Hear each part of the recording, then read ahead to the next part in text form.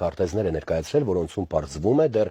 2008-ին Լեռնային Ղարաբաղն առանց նույնիսկ ինքնավար մարզի սահմանների նշված է եղել որպես Ադրբեջանի տարածքային ամբողջականության մաս։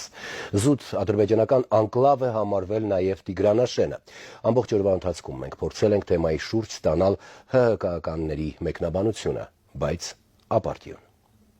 Հայաստանի 2008 թվականի քարտեզն առանց Լեռնային Ղարաբաղի, Տիգրանաշենն էլ ադրբեջանական անկլավ։ Այս քարտեզները 2008 եւ 13 թվականներին Հայաստանն է ուղարկել ՄԱԿ։ Ուսումնասիրությունը կատարել է փաստերի ստուգման հարթակը Հայաստանի ինքնիշխան տարածքի մասին քննարկումների ակտիվացման ֆոնին։ Հիմա ըստ հերթականության ՄԱԿ անդամ ցանկացած երկիր կարող է կառույցին ներկայացնել իր պատկերացմամբ իր ինքնիշխան տարածքի քարտեզը։ Ընդ որում, ըստ ուսումնասիրության, նման քարտեզները ՄԱԿ-ին ներկայացնում են հիմնականում տարածքային վեճ ունեցող երկրները։ Հայաստանն անկախացումից հետո 6 անգամ է քարտեզ ուղարկել։ 1996 եւ 97 թվականների քարտեզներում Լևոն Տեր-Պետրոսյանի ղեկավարման ընթացքում ոչ Հայաստանի կազմում, այլ ինքնավար մարզի տեսքով եւ նախկին լղիմ սահմաններով ներառված է Ղարաբաղը։ Կան Արցվաշենը, Տավուշի այսպես կոչված ադրբեջանական երկու անկլավները, ոչինչ չկա Տիգրանաշենի մասով։ Հայտնի 7 շրջաններն ըստ այդ քարտեզի Ադրբեջանի տարածքներ են։ Երրորդ անգամ Հայաստանը քարտեզներ է ներկայացրել արդեն Ռոբերտ Քոչարյանի կառավարման տարիներին,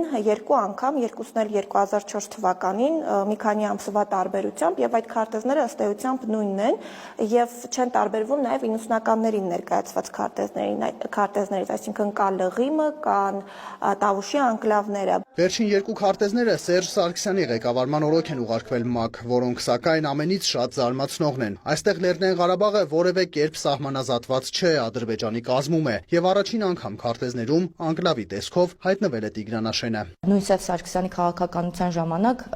7 շրջանները համարվում էին հայրենիք, եթե այդպես ասենք, մինչև այսօր իր կուսակիցներն այդպես են անվանում, սակայն չգիտես ինչու 2008 թվականին ՄԱԿ ուղարկված քարտեզներով լրիվ այլ բան ենք մենք տեսնում եւ ամենահետաքրքիրը, որ Լեռնային Ղարաբաղը իսպառ բացակայում է այդ քարտեզներից եւ ես